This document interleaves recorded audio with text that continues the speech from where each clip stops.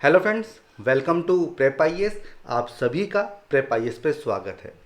Friends, इस series में हम लोग daily answer writing sessions conduct कर रहे हैं एंड सिस्टम कुछ इस तरह से है कि Monday to Saturday daily 11 AM पे हम लोग 2 क्वेश्चंस पोस्ट करते हैं। कहाँ पर? हमारे टेलीग्राम चैनल पे एंड यूट्यूब कम्युनिटी पे। और आपसे उम्मीद करते हैं, आपसे एक्सपेक्ट करते हैं कि आप उन दोनों ही क्वेश्चंस को अटेम्प्ट करेंगे। उसके बाद नाइट में डिस्कशन होता है एंड आपको मॉडल आंसर्स भी हम लोग प्रोवाइड करवा रहे हैं। जहाँ तक संडे की बात है तो संडे को ऐसे राइटिंग सेशंस कंडक्ट किए जा रहे हैं। अब देखिए, ये जो क्वेश्चंस आप अटेम्प्ट करते हैं, जो ऐसे आप अटेम्प्ट करते हैं, इनको आप पीयर इवेल्युएशन के लिए सबमिट कर सकते हैं। आपको कहाँ पे सबमिट करना होगा? हमारा टेलीग्राम चैनल है प्रेप आईएएस पीयर इवेल्युएशन। तो यहाँ पे आप अपने आंसर्स को सबमिट कर सकते हैं। एंड देखिए, हमारे टेलीग्राम चैनल के लिंक आपको इस वीडियो के डिस्क्रिप्शन में मिल जाएंगे, तो वहाँ से आप ज्वाइन कर सकते हैं। अब देखिए, आज का जो सेशन है इसमें हमने 2 क्वेश्चन लिए हैं और ये दोनों ही क्वेश्चन GS3 इकोनॉमी से बिलोंग करते हैं। 1 बाय 1 दोनों को डिस्कस करेंगे। एंड अगर आपका कोई डाउट होता है तो आप कमेंट सेक्शन में या फिर चैट बॉक्स में लिख के मुझसे पूछ सकते हैं। मैं डेफिनेटली सबका आंसर करूंगा। एंड हमेशा की तरह सबसे एंड में एक लर्नर की आंसर शीट को भी हम लोग डिस्कस करने वाले हैं। तो चलिए शुरुआत करते हैं। देखिए, जो दोनों ही जो क्वेश्चन है ना, ये बिलोंग करते हैं करंट अफेयर से। ठीक है, करंट अफेयर से इनका रिलेशन है। ठीक है, तो इसको एक बार देख लेते हैं। देखिए, फर्स्ट क्वेश्चन है 15 मार्क का, 250 वर्ड्स में आपको इसको अटेम्प्ट करना है। किस टॉपिक पे पूछा गया है? 1 नेशन 1 स्टैंडर्ड। तो देखो, काफ़ी इस तरह की चीज़ें न्यूज़ में होती है, 1 नेशन 1 राशन कार्ड, तो उसी तरह से 1 नेशन 1 स्टैंडर्ड। और देखिए क्या स्टेटमेंट दिया हुआ है। The aim of 1 nation 1 standard scheme is to ensure there is a synergy and no overlap in the standardization work in the country, thereby building a brand India identity in the long run। तो ये statement दिया हुआ है। Basically ये जो scheme है ना, ये इसका ऑब्जेक्टिव है। फिर क्या पूछा गया है? How this scheme will benefit India. ये जो स्कीम है ये किस तरह से इंडिया को बेनिफिट करेगी। Also mention associated challenges. Obvious सी बात है, जब भी कोई स्कीम लॉन्च होती है तो उसके कुछ फ़ायदे भी होते हैं, कुछ नुकसान भी होते हैं, और ये दोनों ही चीज़ें आपको यहाँ पे मेंशन करनी है। तो ब्रॉडली देखें तो ये जो स्कीम है 1 नेशन 1 स्टैंडर्ड, इसको आपको एक्सप्लेन करना है। ठीक है, किस तरह से जो स्टैंडर्डाइजेशन है उसको किया जाएगा, किस तरह से ब्रांड इंडिया आइडेंटिटी जो है वो बिल्ड की जाएगी। उसके बाद आपको बताना होगा कि क्या बेनिफिट हैं और क्या इसके चैलेंजेस हैं। तो ये बेसिकली इस क्वेश्चन में पूछा गया है। ठीक है, तो देखिए, अगर हम देखें कि क्या इसके डिफरेंट पार्ट्स हो जाएंगे तो वो आपके सामने हैं। सबसे पहले आप इंट्रोड्यूस करेंगे इस स्कीम के बारे में। बताओ क्या इसके बेनिफिट हैं, क्या इसमें इश्यूज हैं, क्या चैलेंजेस हैं। और देखिए, चैलेंज आपने बता दिए क्योंकि 15 मार्कर है, तो कुछ सोल्यूशन भी बता दीजिए, वे फॉरवर्ड बता दीजिए, और फिर आपको कंक्लूड करना होगा। तो ये हो जाएंगे डिफरेंट पार्ट्स जो इस क्वेश्चन में आपसे पूछे गए हैं। अब देखिए, इस क्वेश्चन को समझने से पहले आपको ये पता होना चाहिए कि स्टैंडर्ड्स क्या होते हैं। स्टैंडर्ड्स क्या होते हैं? तो देखो, मैं आपको एक एग्जांपल देता हूँ। मान लो आप मार्केट में कोई ट्यूबलाइट परचेज करने जा रहे हो, ट्यूबलाइट। ठीक है, तो आप क्या देखते हो कि क्या उस पर ISI का मार्क है, क्या उस पर ISI मार्क है क्या। अब ये ISI मार्क क्या है? ये स्टैंडर्ड सेट करता है कि ये जो ट्यूबलाइट बनी है इसने कुछ पर्टिकुलर स्टैंडर्ड्स को फॉलो किया है। ठीक है, कुछ गाइडलाइंस को फॉलो किया है, और इसका मतलब ये है कि आप इसकी क्वालिटी को इंश्योर कर सकते हो कि इसकी क्वालिटी काफ़ी अच्छी होगी, सेफ्टी फीचर्स इसमें सारे होंगे। ऐसा नहीं होगा कि आपने घर पे जाके इसको लगाया और इसमें धमाका हो गया, ऐसा नहीं होगा। इसीलिए जो स्टैंडर्ड्स होते हैं ना, ये बहुत ज़रूरी होते हैं। तो स्टैंडर्ड्स क्या होते हैं? बेसिकली स्टैंडर्डाइजेशन क्या होता है? प्रोसेस ऑफ मेंटेनिंग इसको डिफाइन कर दो, यूनिफॉर्मिटी, यूनिफॉर्मिटी एंड कंसिस्टेंसी। ठीक है, तो आईएसआई मार्क की जो ट्यूबलाइट्स होंगी उनमें आपको यूनिफॉर्मिटी देखने को मिलेगी, कंसिस्टेंसी भी देखने को मिलेगी। इसीलिए जो स्टैंडर्ड्स होते हैं ये बहुत इंपॉर्टेंट होते हैं। और पर्पस क्या होता है? To ensure quality and safety. ठीक है, तो ये बेसिक बैकग्राउंड है जो आपको पता होना चाहिए। इसके अलावा देखिए आपको BIS के बारे में भी पता होना चाहिए, BIS के बारे में भी आपको पता होना चाहिए। थोड़ा हम जिसको बारे में देख लेते हैं। देखिए BIS, देखिए BIS को इस्टेब्लिश किया गया था 1986 का एक्ट है BIS एक्ट, उसके अंडर में इसको इस्टेब्लिश किया गया था। और फिर बाद में 2016 का भी एक्ट है जिसमें जो BIS है, ब्यूरो ऑफ इंडियन स्टैंडर्ड्स, ठीक है, ब्यूरो ऑफ इंडियन स्टैंडर्ड्स, ये क्या है? Basically national standards body of India.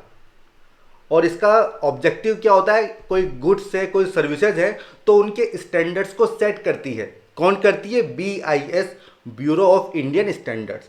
But देखिए इशू कहाँ पे आता है कि जहाँ तक BIS की बात है, लगभग 20,000 प्रोडक्ट्स हैं जिसके लिए स्टैंडर्ड सेट किए जा चुके हैं। लेकिन BIS के अलावा भी अराउंड 50 ऐसी एजेंसीज हैं जो स्टैंडर्ड सेट करती हैं। अराउंड 400 स्टैंडर्ड्स आपको देखने को मिलेंगे। ठीक है, तो वही बात है कि जहाँ तक स्टैंडर्ड्स की बात है तो यूनिफॉर्मिटी हमको नहीं देखने को मिल रही है।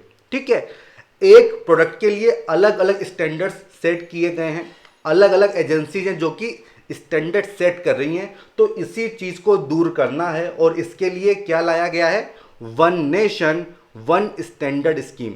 ठीक है, one nation one standard scheme. अब देखिए अगर एक ही तरह का स्टैंडर्ड होगा तो इट मीन्स आप यूनिफॉर्मिटी को इंश्योर करेंगे, आप क्वालिटी को इंश्योर करेंगे। ठीक है, आप अपना जो प्रोडक्ट है उसको इंटरनेशनल मार्केट में उसको लेके भी जा सकते हैं। ठीक है, तो काफ़ी सारी पॉजिटिव चीज़ें होंगी अगर वन नेशन वन स्टैंडर्ड होगा। ठीक है, तो ये थी वो बेसिक इंफॉर्मेशन जो आपको पता होनी चाहिए। अब हम आते हैं इस क्वेश्चन की डिमांड के ऊपर। ठीक है, इंट्रोडक्शन। देखिए ये क्यों न्यूज में था? मैंने आपको कहा था कि करंट अफेयर पे बेस्ड ये क्वेश्चन। तो बेसिकली जो रेलवे की रिसर्च एंड डेवलपमेंट विंग है RDSO, ठीक है, research design and standard organization RDSO, ठीक है, has become the first institution to be declared standard developing organization under this scheme of BIS। ठीक है, तो ये जो RDSO है इसके बारे में आपको पता होना चाहिए, इस पर क्वेश्चन आ सकता है प्रीलिम्स में। देखिए ये रेलवे की रिसर्च एंड डेवलपमेंट विंग है। ठीक है, और इसका पर्पस क्या है? जो रेलवे के लिए स्टैंडर्ड्स वगैरह सेट करती है, ये इसका पर्पस है। और देखिए यही बात हो रही थी कि BIS के अलावा भी काफ़ी एजेंसीज हैं जो कि स्टैंडर्ड सेट करती हैं, जैसे कि आपके सामने है। ठीक है, अब देखिए इसका जो हेडक्वार्टर है वो कहाँ पर है? लखनऊ में है। तो ये आपको याद होना चाहिए, लखनऊ यूपी में है। ठीक है, तो इसको स्टैंडर्ड डेवलपिंग ऑर्गेनाइजेशन बनाया गया है। तो आपके मन में सवाल आएगा कि इसका मतलब क्या है? देखिए ये आपको लिखना नहीं इस आंसर में, लेकिन समझना जरूरी है। देखिए जब किसी एजेंसी को आपने स्टैंडर्ड डेवलपिंग ऑर्गेनाइजेशन डिक्लेयर किया है तो इसका मतलब क्या होता है? इसका मतलब ये है कि ये जो एजेंसी है it will be recognized on international standard making bodies. ठीक है, उससे क्या होगा? जो ग्लोबल सप्लाई चेन्स हैं आप उसके साथ अपने आप को जोड़ सकते हो, इंटीग्रेट कर सकते हो। ठीक है, तो आपकी ग्लोबल रिकॉग्निशन होगी, तो जो ब्रांड इंडिया जो इमेज है ना वो और स्ट्रेंथन होगी, जो क्वेश्चन में पूछा गया है। ठीक है, और जब आप अपने आप को इंटीग्रेट कर लोगे ग्लोबल सप्लाई चेन से तो उसमें क्या होगा? आपको जो अपनी क्वालिटी है वो आपको मेंटेन करनी होगी, कॉस्ट रिड्यूस करनी होगी, तभी तो आप कॉम्पिटिटिव होंगे। तो इससे काफ़ी सारे फायदे होते हैं। ठीक है, तो ये होता है स्टैंडर्ड डेवलपिंग ऑर्गेनाइजेशन। ठीक है, तो ये सब चीज़ें हैं जो आपको पता होनी चाहिए। अब देखिए इसके बाद आपको एक्सप्लेन करना होगा इस स्कीम के बारे में, one nation one standard scheme. देखिए ये जो स्कीम है ना 2019 में इसको कंसीव किया गया था, वैसा समझ सकते हैं 2019 में। ठीक है, एंड इसमें बेसिकली करना क्या है कि जितने भी स्टैंडर्ड्स हैं उनको आपको इंटीग्रेट करना है, उनमें कन्वर्जेंस लाना है अंडर BIS, ठीक है। जो मल्टीपल एजेंसीज है ना, उनको आपको इंटीग्रेट करना है, उनमें कन्वर्जेंस की यहाँ पे बात हो रही है, ताकि एक प्रोडक्ट के लिए पूरे इंडिया में एक ही स्टैंडर्ड हो, ठीक है। तो ये चीज़ है इसके पीछे, one nation one standard scheme के पीछे का जो मेन ऑब्जेक्टिव है वो मैंने आपको यहाँ पे एक्सप्लेन कर दिया है। अब देखिए बात आती है इसके बेनिफिट्स क्या हैं। तो देखिए मैंने आपको ऑलरेडी काफ़ी समझा दिया है। तो पहला बेनिफिट क्या है, इंटरनेशनल रिकॉग्निशन। तो देखिए अगर एक ही तरह का स्टैंडर्ड होगा तो जो ग्लोबल कम्युनिटीज़ हैं वो उसको एक्सेप्ट करेंगी, क्वालिटी काफ़ी इंप्रूव हो जाएंगी। ये आप यहाँ पे लिख सकते हैं, ब्रांड इंडिया इमेज जो ऑलरेडी मैंने आपको एक्सप्लेन किया है। एक्सेस टू ग्लोबल मार्केट, क्योंकि अब आप ग्लोबल जो सप्लाई चेन है उससे आप इंटीग्रेट हो जाओगे। बेनिफिट टू द कंज्यूमर, देखिए जब क्वालिटी इंप्रूव हो रही है, कॉस्ट रिड्यूस हो रही है, तो इसका फायदा किसको मिलेगा, जो कंज्यूमर्स हैं उसको इसका फायदा मिलेगा, ठीक है। प्रोडक्ट इनोवेशन, देखिए जब आप ग्लोबल मार्केट में compete कर रहे हैं तो आपको कॉन्टिन्यूसली अपने प्रोडक्ट को इंप्रूव करना होगा, और इससे क्या होगा, आप रिसर्च करोगे, आप डेवलपमेंट करोगे, काफ़ी इन्वेस्टमेंट होगा, तो इससे इनोवेशन को आप प्रमोट करते हो, ठीक है। Then promotion to domestic standards, तो देखिए जब एक ही तरह का स्टैंडर्ड पूरे इंडिया में है तो आपकी कोशिश क्या होगी कि जितने भी मैक्सिमम प्रोडक्ट हैं उनको शामिल किया जाए स्टैंडर्डाइजेशन में, ठीक है। तो इंटरनेशनल प्रोडक्ट के साथ साथ जो डोमेस्टिक स्टैंडर्ड्स हैं वो भी आपके प्रमोट होते हैं। Then next one is access to finance. देखिए अगर स्टैंडर्ड पहले से सेट है तो जो बैंक हैं वो आपके प्रोडक्ट की कॉस्ट को पहले से पता कर सकते हैं कि कितनी अप्रोक्सीमेटली कॉस्ट होगी, और उसके बेसिस पे आपको आराम से लोन मिल जाएगा, ठीक है। तो ये इसके बेनिफिट्स हो जाएंगे। अब बात आती है कि भाई इसके चैलेंजेस क्या हैं, इश्यूज क्या हैं। तो देखो काफ़ी सारे इश्यूज हैं। Number one is lack of regulations. देखिए आज भी कुछ सेक्टर्स ऐसे हैं जैसे कि केमिकल्स हो गया एंड मशीन सेफ्टी वगैरह हो गया, तो इसमें रेगुलेशंस वगैरह नहीं है और लोगों को फ्री हैंड दिया हुआ है, तो वो एक इशू है। देन देखिए जो इंटरनेशनल स्टैंडर्ड्स हैं उनको अडॉप्ट करने में हमारी जो पेस है ना वो काफ़ी स्लो है, ये ऑब्वियस सी बात है, हमसे हमारे वाले फॉलो नहीं होते। देखिए जब कोई प्रोडक्ट बनता है, ठीक है, तो आपको उसकी टेस्टिंग वगैरह करनी होती है, लेकिन जहाँ तक इंडिया की बात है तो इंडिया में टेस्टिंग फैसिलिटीज़ काफ़ी पुअर है, आपको एब्रोड जाना होता है टेस्टिंग के लिए। और ये जो वन नेशन वन स्टैंडर्ड जो मिशन प्रपोज किया गया है, तो इसमें एक ये चीज़ भी सजेस्ट की गई है कि इंडिया में वर्ल्ड क्लास टेस्टिंग फैसिलिटीज़ वगैरह होंगी, नई नई जो टेक्नोलॉजी है उनको यूज़ किया जाएगा ताकि आपको बाहर नहीं जाना पड़ेगा। देन पुअर अवेयरनेस, तो ये सब तो है ही सही, लोगों को पता ही नहीं है स्टैंडर्ड्स के बारे में, ठीक है। तो ये सब चीज़ें आपको यहाँ पे मेंशन करनी होगी। अब देखिए मैं आपको ये भी बता दूं, ये जो पूरा टॉपिक मैंने लिया है ना, ये जो क्वेश्चन बनाया, ये बेसिकली विजन की जो मंथली मैगजीन है जून 2021 उसमें आपको मिल जाएगा, और अगर आपको डिटेल में समझना हो तो आप इसको फॉलो कर सकते हो, ठीक है। अब देखिए सोल्यूशन क्या होने चाहिए, आपने प्रॉब्लम्स बता दी। तो देखिए सबसे पहली बात तो ये है कि जितने भी स्टेक होल्डर्स हैं, ठीक है, उनका पार्टिसिपेशन होना चाहिए स्टैंडर्ड्स को डेवलप करने के समय, जैसे स्टेट्स हो गए, MSME वगैरह हो गए, ताकि वो अपने इनपुट दे सकें कि क्या क्या प्रॉब्लम्स उनके सामने आती हैं। दूसरा एक डायनामिक मैकेनिज्म होनी चाहिए ताकि आप नए जो स्टैंडर्ड्स हैं उनको आइडेंटिफाई कर सकें, विद टाइम उनमें रिवाइज कर सकें, क्योंकि देखिए टेक्नोलॉजी विद टाइम चेंज होती रहती है, ठीक है, तो रिवीजन करना बहुत ज़रूरी होता है। तो ये हो जाएगा वे फॉरवर्ड। सबसे एंड में आपको कंक्लूड करना होगा। तो देखिए मेन ऑब्जेक्टिव क्या है स्टैंडर्डाइजेशन का, कि जो हमारे एक्सपोर्ट्स हैं वो प्रमोट हों, ठीक है। तो हमें कोशिश करनी होगी कि जो इंडियन स्टैंडर्ड्स हैं वो हार्मोनाइज हों, किसके साथ, इंटरनेशनल स्टैंडर्ड्स के साथ। देखिए इशू क्या है, जब एक्सपोर्ट की बात आती है ना तो काफ़ी सारे tariff and non tariff barrier होते हैं, तो क्वालिटी का वहाँ पे इशू आ जाता है। तो उसको इम्प्रूव करने के लिए काफ़ी ज़रूरी है कि जो इंटरनेशनल स्टैंडर्ड्स हैं उनको मेंटेन करें। तो यही चीज़ आप लिख सकते हैं कंक्लूजन में कि harmonising Indian standards with international standard, तो ये चीज़ हमको करनी चाहिए, ठीक है। तो ये फर्स्ट क्वेश्चन तो यहाँ पे हो गया है। अगर आपका कोई डाउट है, अगर आपका कोई इशू है, तो आप कमेंट सेक्शन में मुझसे पूछ सकते हैं। अब हम बढ़ते हैं सेकंड क्वेश्चन की तरफ। Just a minute, second question की तरफ। तो ये है सेकंड क्वेश्चन। देखिए ये भी करंट अफेयर से मैंने लिया है, वही विजन की मैगजीन से मैंने क्वेश्चन फ्रेम किया था।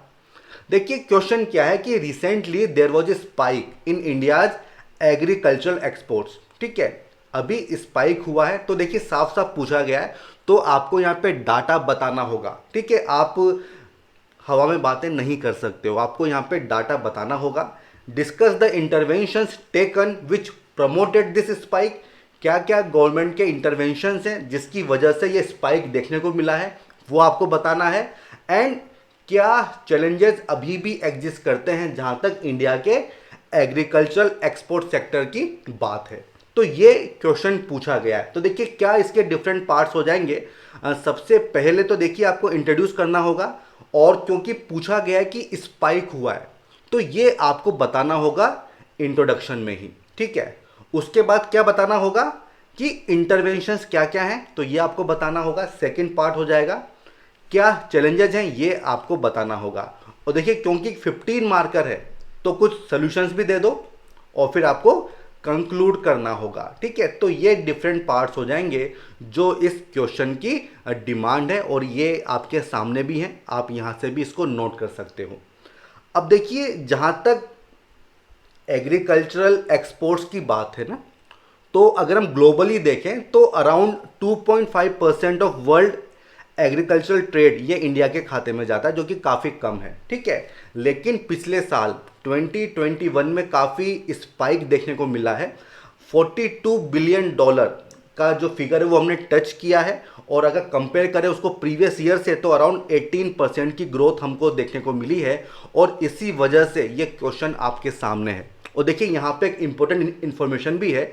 अगर हम बात करें हमारी एग्रीकल्चरल एक्सपोर्ट पॉलिसी की, तो उसका ऑब्जेक्टिव क्या है, उसने टारगेट सेट किया है 60+ बिलियन US$ बाय 2022। ये फिगर भी आपको याद होना चाहिए। इससे देखिए आप इंट्रोड्यूस भी कर सकते हैं, इससे आप कंक्लूड भी कर सकते हो। तो ये इस तरह के जो ऑब्जेक्टिव्स होते हैं ना, ये बहुत इंपॉर्टेंट होते हैं। ठीक है, तो इससे क्या होगा, आप शुरुआत कर सकते हैं। अब देखिए क्या पूछा गया है, पूछा ये गया है कि क्या इंटरवेंशंस है। अब देखिए यहाँ पे दो चार्ट भी आपके पास हैं, यहाँ पे आप क्लियरली देख सकते हैं कि जो हमारा एक्सपोर्ट है उसमें इंक्रीज हमको देखने को मिल रहा है। देखिए ये लाइन ऐसे जा रही है, अब इसमें इंक्रीज हमको देखने को मिल रहा है, और इसमें जो मैक्सिमम जो परसेंटेज है एक्सपोर्ट में वो देखिए 21%। ये किस चीज़ का है, राइस का है। तो ये चीज़ आपको याद होनी चाहिए, इस पे क्वेश्चन आ सकता है प्रीलिम्स में। ठीक है, तो बाय वैल्यू अगर आप देखेंगे तो 21% कॉन्ट्रीब्यूशन है किसका, राइस का है, ये आपको पता होना चाहिए। ठीक है, उसके बाद अराउंड 14.3% ये मरीन प्रोडक्ट्स हैं। ठीक है, मरीन प्रोडक्ट्स, तो ये दोनों चीज़ें आपको याद होनी चाहिए। अब बात आती है इंटरवेंशंस की। तो देखिए काफ़ी स्पेसिफिक ये क्वेश्चन है, तो आपके जो इंटरवेंशन है वो भी स्पेसिफिक होने चाहिए। ऐसा नहीं है कि एक्सपोर्ट से रिलेटेड जितनी भी स्कीम से आप यहाँ पे डाल दें, तो काफ़ी स्पेसिफिक ये क्वेश्चन है, तो आंसर भी इसका स्पेसिफिक होना चाहिए। देखिए सबसे पहला पॉइंट आता है पॉलिसी लेवल इंटरवेंशंस। देखिए जब हम एक्सपोर्ट की बात करते हैं एग्रीकल्चर प्रोडक्ट के, तो इशू क्या आते हैं, टैरिफ नॉन टैरिफ बैरियर आपने पढ़ा होगा। तो देखिए जहाँ तक राइस एक्सपोर्ट की बात है, तो सबसे बड़ा इशू क्या होता है कि जो हमारे यहाँ राइस कल्टीवेशन में पेस्टिसाइड का यूज होता है, तो उससे पेस्टिसाइड के जो रेजिड्यू हैं वो राइस में रह जाते हैं, और काफ़ी कंट्रीज जैसे कि यूरोपियन यूनियन ये उसको अलाउ नहीं करती हैं। ठीक है, तो ये बहुत बड़ा इशू है जिसको सॉल्व किया गया है। किस तरह से, देखिए सबसे पहला कि जो राइस होंगे उसको टेस्ट किया जाएगा बाय एक्सपोर्ट इंस्पेक्शन काउंसिल। ठीक है, ये सर्टिफाई करती है बेसिकली। ठीक है, इसको मैंडेटरी किया गया है। पंजाब जो कि काफ़ी बड़े पैमाने पे, काफ़ी बड़े लेवल पे राइस को प्रोड्यूस करता है, उसने 9 केमिकल्स को बैन किया है, जो हम बात कर रहे थे पेस्टिसाइड्स की। ठीक है, अवेयरनेस वगैरह क्रिएट की जा रही है, तो इससे क्या है, राइस का जो एक्सपोर्ट है उसमें काफ़ी बूम हमको देखने को मिला है। देन नए नए जो मार्केट्स हैं उनमें हमने एक्सपोर्ट करना स्टार्ट किया है। फॉर एग्जांपल जहाँ तक राइस की बात है, तो राइस हम भेज रहे हैं तिमोर लेस्ट में, और कहाँ पे ब्राज़ील हो गया, इसके अलावा पुर्टो रिको।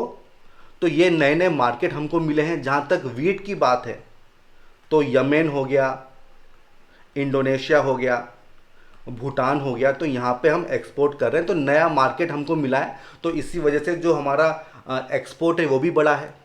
देन सेकंड पॉइंट क्या है कि कोविड-19 ने काफ़ी अपॉर्चुनिटीज़ हमको दी है, क्योंकि देखिए लॉकडाउन लग गया और जो नंबर 1 नंबर 2 जो अच्छी अच्छी कंट्रीज थी जो कि एक्सपोर्ट करती थी, उन्होंने एक्सपोर्ट करना बंद कर दिया। तो इससे फ़ायदा हमको मिला, हमने एक्सपोर्ट किया। Rise in demand of organic products, देखिए कोविड के टाइम पे ना जो ऑर्गेनिक प्रोडक्ट है उसकी डिमांड काफ़ी बढ़ गई। ऑब्वियस सी बात है, क्योंकि कोविड चल रहा था, ठीक है। और इससे भी जो हमारे एक्सपोर्ट्स हैं वो काफ़ी बूस्ट हुए। तो देखिए स्पेसिफिक पॉइंट्स हैं जो आपको याद रखने होंगे और इन्हीं को आपको लिखना भी होगा। जनरल पॉइंट्स काफ़ी कम होने चाहिए इस तरह के क्वेश्चन में, क्योंकि ये स्पेसिफिक क्वेश्चन है, ठीक है, ये स्पेसिफिक क्वेश्चन है। अब देखिए बात आती है चैलेंजेस की। तो देखिए काफ़ी सारे चैलेंजेस हैं, जैसे कि जो हमारी ट्रेड पॉलिसी वो स्टेबल नहीं है। देखिए जब हम बात करते हैं एग्रीकल्चर की, तो इसमें जैसे प्राइस वगैरह हो गया, ठीक है, प्रोडक्शन वगैरह हो गया, तो ये काफ़ी चीज़ों पे डिपेंड करता है और इसमें काफ़ी फ्लक्चुएशंस आपको देखने को मिलते हैं, ठीक है। पॉलिटिक्स का भी इसमें रोल है, कभी एमएसपी बढ़ जाएगी, कभी एमएसपी कम हो जाएगी। एमएसपी बढ़ गया तो प्रोडक्शन बढ़ जाएगा, ठीक है। देन मेनली इन्फ्लेशन को टारगेट करने के लिए हम इस पॉलिसी को यूज़ करते हैं, ठीक है, ये सब आप मानते ही होंगे। Then infrastructure and logistic challenges काफ़ी ज़्यादा हैं। देखिए बहुत सारे स्टेट्स ऐसे हैं जो कि लैंड लॉक्ड हैं, उनकी कनेक्टिविटी है ही नहीं पोर्ट से, जैसे कि बिहार वगैरह हो गया, झारखंड वगैरह हो गया। तो आज की डेट में भी जैसे कोल्ड वैल्यू चेन्स वगैरह बहुत सारे इश्यूज हैं। Then low volume of horticultural commodities, देखिए जब हम एक्सपोर्ट बास्केट की बात करते हैं तो उसमें हॉर्टिकल्चर कमोडिटीज़ बहुत इंपॉर्टेंट होती हैं। लेकिन जहाँ तक इंडिया की बात है ना, जहाँ तक इंडिया की बात है तो काफ़ी सारे इश्यूज हैं, क्योंकि हॉर्टिकल्चर में क्या है, आपको काफ़ी बड़े लेवल पे आपको गुड क्वालिटी प्रोड्यूस करनी होती है, गुड क्वालिटी। लेकिन इंडिया में क्या है, हमारे यहाँ पे जो लैंड होल्डिंग है वो काफ़ी कम होती है, तो ऐसा हो नहीं पाता है, ये आप लिख सकते हैं। Than less involvement of states, ऐसा क्यों होता है, क्योंकि देखिए एग्रीकल्चर एक स्टेट सब्जेक्ट है, एग्रीकल्चर एक स्टेट सब्जेक्ट है। लेकिन जब हम बात करते हैं ट्रेड एंड कॉमर्स की, ट्रेड एंड कॉमर्स, तो ये हो जाता है यूनियन लिस्ट आइटम, ठीक है। तो इस वजह से एक्सपोर्ट में स्टेट का इतना इन्वॉल्वमेंट नहीं होता है, ये भी एक इशू है। इसके अलावा अगर आप 15th फाइनेंस कमीशन की बात करें तो उसने भी काफ़ी सारे चैलेंजेस बताए हैं, जैसे कि हमारा जो डोमेस्टिक मार्केट वो काफ़ी बड़ा है, तो डिमांड यहीं पे ख़त्म हो जाती है, ठीक है। वैल्यू एडिशन पे काफ़ी कम फोकस होता है, जैसे कि फूड प्रोसेसिंग वगैरह हो गया, ठीक है, काफ़ी कम यील्ड है। तो ये सब पॉइंट आप यहाँ पे लिख सकते हो। अब देखिए ये हो गए चैलेंजेस, तो इन्हीं को आप लिख दो कि हमें क्या करना चाहिए, ठीक है। तो जो चैलेंज आप बता रहे हो उसी को लिख दो वे फॉरवर्ड में, कि भाई अगर लॉजिस्टिक वगैरह पुअर है तो उसको इंप्रूव करो, ठीक है। आप क्लस्टर्स की बात कर सकते हो, स्किल डेवलपमेंट की बात कर सकते हो, स्टेट के इन्वॉल्वमेंट की बात कर सकते हो। तो काफ़ी कुछ चीज़ें हैं जो आप यहाँ पे लिख सकते हो। पॉलिसी ऐसी होनी चाहिए जो कि स्टेबल हो एंड प्रिडिक्टेबल हो, तभी तो आप इन्वेस्टमेंट कर पाओगे, ठीक है। तो ये सब पॉइंट आपको लिखने होंगे सॉल्यूशंस में। अब आता है कंक्लूजन। तो देखिए जब हम एक्सपोर्ट की बात करते हैं, जब हम एक्सपोर्ट की बात करते हैं तो उसमें मार्केटिंग एंड प्रमोशन जो है बहुत इंपॉर्टेंट पार्ट होता है, तो उस पर हमको फोकस करना चाहिए, ठीक है। ऑर्गेनिक प्रोडक्ट्स हो गए, वैल्यू एडेड प्रोडक्ट्स हो गए, ठीक है, जो जीआई वाले प्रोडक्ट होते हैं, तो इन पे हमको ज़्यादा फोकस करना चाहिए, क्योंकि इनकी डिमांड काफ़ी ज़्यादा होती है, ठीक है। तो इससे आप कंक्लूड कर सकते हो। तो देखिए ये जो दोनों ही क्वेश्चन हैं ये हमने डिस्कस कर लिए हैं। अब हम आते हैं हमारे अगले सेगमेंट की तरफ, जहाँ पे हम लर्नर्स की आंसर शीट को देखते हैं। देखिए काफ़ी कम लोगों ने आंसर सबमिट किए हैं, मैं समझ सकता हूँ, क्योंकि काफ़ी रिसेंट ये टॉपिक है और शायद आप लोगों ने पढ़ा नहीं होगा, ठीक है, कोई इशू नहीं है। जो आंसर्स मिले वो मैं आपके सामने लेके आया हूँ। तो देखिए फर्स्ट जो क्वेश्चन है स्टैंडर्ड्स वाला है, ठीक है, एंड इसमें इन्होंने देखिए हेडिंग डाली है one nation one standard scheme. तो देखो ये हेडिंग की ज़रूरत नहीं है, ठीक है, इसकी ज़रूरत नहीं है, आप डायरेक्टली स्टार्ट करो, इंट्रोड्यूस करो। और इसमें आपने क्या लिखा है, वही RDSO वही आपने लिखा है, ठीक है। तो ये आपने अच्छा इंट्रोडक्शन लिखा है। फिर आपने क्या लिखा है, partnership will help RDSO R&D wing of the railway. तो देखो इसकी ज़रूरत क्या है, ये थोड़ी पूछा गया है। पूछा क्या गया है कि भाई ये जो स्कीम क्या है, इसके क्या बेनिफिट हैं, क्या चैलेंजेस हैं, तो ये आप मत लिखो। तो देखो जो मैं सोर्स की बात कर रहा था कि विजन की मंथली मैगजीन, तो वहीं से आपने ये आंसर लिखा है, लेकिन उसके बावजूद भी आपने काफ़ी गलतियां की हैं। तो मतलब क्वेश्चन की डिमांड को समझो और फिर उसके हिसाब से आंसर आपको लिखना होगा। देखिए कंटेंट आपके सामने था, लेकिन उसके बावजूद भी आपने काफ़ी मिस्टेक्स की, तो ऐसा मत करो, ठीक है। जो क्वेश्चन है उसकी डिमांड को समझो और उसके बेसिस पे ही आपका आंसर होना चाहिए, ठीक है। तो ये नहीं लिखना है। फिर आपने क्या किया है, वन नेशन वन स्टैंडर्ड, ये 2019 में कंसीव किया था, तो ये बात सही है, ये पॉइंट रिलेवेंट पॉइंट है। इसके बाद आपने बताया है कि प्रोडक्ट स्टैंडर्डाइजेशन क्या होता है, ठीक है। तो देखिए ये बताना ठीक है, लेकिन इसको आप ब्रीफ में रखो, इतना ज़्यादा लंबा बताना नहीं है। ब्रीफ में इसकी डेफिनेशन आप बता सकते हो कि इसका मतलब क्या होता है और इसका ऑब्जेक्टिव क्या है, ठीक है। फिर आपने क्या लिखा है, बेनिफिट्स ऑफ स्टैंडर्डाइजेशन। देखो नहीं पूछे गए हैं, तो मैं फिर से कह रहा हूँ, क्वेश्चन की डिमांड आपको समझनी होगी, उसी के हिसाब से आपको आंसर लिखना होगा। देखिए कंटेंट आपका सही है, मैं वो नहीं कह रहा हूँ, लेकिन जो रिलेवेंट चीज़ें नहीं है उनको मत लिखो, ठीक है। इसलिए कंटेंट पे मैं नहीं जा रहा हूँ, ठीक है। तो बेनिफिट्स नहीं पूछे गए। फिर आपने क्या लिखा है, एम। अब देखो किस चीज़ का एम, तो जो मिशन है, जो स्कीम है, वो लिखो ना कि ये जो one nation one standard scheme है, इसका एम क्या है। तो एम आपने लिखे हैं, ये चीज़ सही है, ये की डिमांड है, ये शुरुआत में आनी चाहिए थी, ठीक है। फिर आपने क्या लिखा है कि बेनिफिट्स, तो देखो आपने 6 बेनिफिट्स लिखे हैं और इनको शुरू में आपने समराइज किया है और फिर इनको आपने एक्सप्लेन किया। तो देखो ऐसा मत करो, इसको लिखने की जरूरत नहीं थी, क्योंकि आप रिपीट कर रहे हो, क्योंकि ये सारे पॉइंट आपने यहाँ पे लिखे हैं, ठीक है। तो इस तरह से आपका स्पेस बचेगा, टाइम भी बचेगा, तो ऐसा मत करो। फिर आपने लिखे हैं इश्यूज, तो फिर से वही किया है आपने, पहले ब्रीफ में आपने चारों इशू लिख दिए और फिर उसको एक्सप्लेन किया है, तो ऐसा मत करो, आपका स्पेस और टाइम बचेगा, ठीक है। फिर आपने कंक्लूड किया है। देखिए कंक्लूजन में मुझे काफ़ी इश्यूज लगे। आपने कुछ पहचान इनिशिएटिव की बात की है। देखिए जो क्वेश्चन की जो डिमांड है ना, उसी के हिसाब से आपका कंक्लूजन होना चाहिए, ठीक है। वे फॉरवर्ड वगैरह देने की कोशिश करो, वो मिसिंग लगा। एंड देखिए पिछली बार भी मैंने आपकी आंसर शीट चेक की थी, ठीक है, तब मैंने आपको कहा था कि आपकी हैंडराइटिंग में इतना इशू नहीं है, समझ में आती है, लेकिन क्या है ना, स्पेसिंग का इशू है। जैसे कि आप जो वर्ड्स लिखते हैं उसके बीच में काफ़ी कम गैप होता है और वो मुझे अभी भी दिख रहा है। मतलब ज़्यादा या तो आपने मेहनत नहीं की है, क्योंकि इम्प्रूवमेंट काफ़ी कम दिख रहा है। तो देखिए इम्प्रूवमेंट तो आपको करना पड़ेगा, ठीक है। मैंने कहा था कि आपकी राइटिंग ठीक है, लेकिन इम्प्रूवमेंट का काफ़ी स्कोप है। तो देखिए इस पर आपको फोकस करना चाहिए, हैंडराइटिंग आपको इम्प्रूव करनी चाहिए, ठीक है। तो ये मेरी ऑब्जर्वेशन है। अब आते हैं सेकेंड क्वेश्चन की तरफ। देखिए इसमें आपने फिगर बताया है 17.5%, $41 बिलियन, तो ये बहुत अच्छा से आपने शुरुआत की है, ठीक है। आपको अच्छे मार्क्स मिलेंगे इंट्रोडक्शन को लेके। फिर आपने लिखे मेजर्स, क्या मेजर्स लिए हैं। तो देखिए मेजर्स मैंने आपके देखे, जैसे कि फार्मर कनेक्ट पोर्टल, ठीक है, वर्चुअल ट्रेड फेयर, तो ये पॉइंट सही है, लेकिन देखिए रिलेवेंट पॉइंट लिखिए, और वो मैंने आपको बताया क्योंकि काफ़ी स्पेसिफिक क्वेश्चन है, ठीक है। तो जिन पॉइंट्स की वजह से स्पाइक देखने को मिला है, तो वो पॉइंट आने चाहिए। ये सब जनरल पॉइंट्स हो जाएंगे, तो स्पेसिफिक पॉइंट भी आने चाहिए, ठीक है। ये सब चीज़ें मैंने ऑलरेडी आपको देख ली हैं। फिर आपने लिखे चैलेंजेस कि यील्ड कम है, क्वालिटी का इशू है, अनसर्टेनिटी ऑफ फॉरेन ट्रेड से। तो देखिए पॉइंट सही है, लेकिन वही आपने लॉजिस्टिक पूरा मिस कर दिया यहाँ पे, ठीक है। आपने स्टेट का रोल मिस कर दिया, जो कि काफ़ी इंपॉर्टेंट है। तो देखिए पॉइंट्स आपने लिखे हैं, लेकिन जो रिलेवेंट पॉइंट हैं, जो की पॉइंट्स हैं ना, वो आपने मिस कर दिए हैं, ठीक है। फिर आपने क्या लिखा है, इंफ्रास्ट्रक्चर स्टेटस देना चाहिए एग्रीकल्चर को। तो देखो एग्रीकल्चर को नहीं, एग्रीकल्चर की जो फैसिलिटीज़ वगैरह हैं, जैसे कि वेयर हाउसिंग वगैरह हो गया, आप इसकी बात करो। तो थोड़ा सही से सेंटेंस बनाओ, ठीक है, थोड़ा सा सही से सेंटेंस बनाओ। इसके बाद आपने क्या लिखा है कि नीति आयोग की रिकमेंडेशन है कि विलेज लेवल प्रोक्योरमेंट सेंटर बनाने चाहिए। तो ये काफ़ी अच्छा आपने कंक्लूजन किया है, ठीक है। तो ये मेरी ऑब्जर्वेशन है। और देखिए काफ़ी छोटा आपका ये आंसर है, अगर हम बात करें 250 वर्ड्स 15 मार्कर के हिसाब से, ठीक है। तो थोड़ा सा आपको एक्सपेंड करना होगा, और वो आपको समझ में आ भी रहा होगा कि काफ़ी कुछ पॉइंट्स आपने मिस कर दिए हैं, ठीक है। कुछ वे फॉरवर्ड वगैरह आपको और ज़्यादा देने चाहिए थे, ठीक है। तो ये हो जाएंगी मेरी ऑब्जर्वेशन। अब देखिए इसी के साथ आज का जो सेशन हम कंक्लूड करते हैं।